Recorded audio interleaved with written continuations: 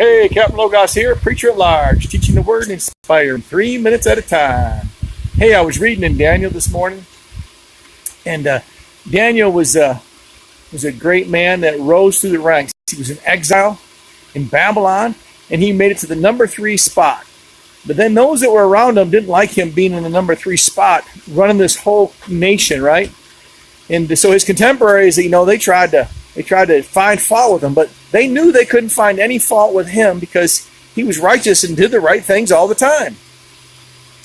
So they knew they were going to have to find fault through his religion. So they created a law that went against what they knew that he wouldn't violate in his religion, and they tried to do him in that way. But if you remember the Bible, then they ended up throwing him in the lion's den. The king was upset and he was mad, and he ended up killing all the people after Daniel survived the lion's den that put him there. But you know what? Daniel stood the test. And when I saw that, I'm like, oh, they couldn't find anything wrong with him, and so they had to find something according to his religion.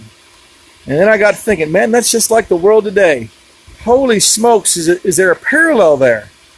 Because right now, you can see that your religious freedoms are being eroded away. And they can't find nothing wrong with us sometimes, but what they're going to do now is they're going to start changing laws.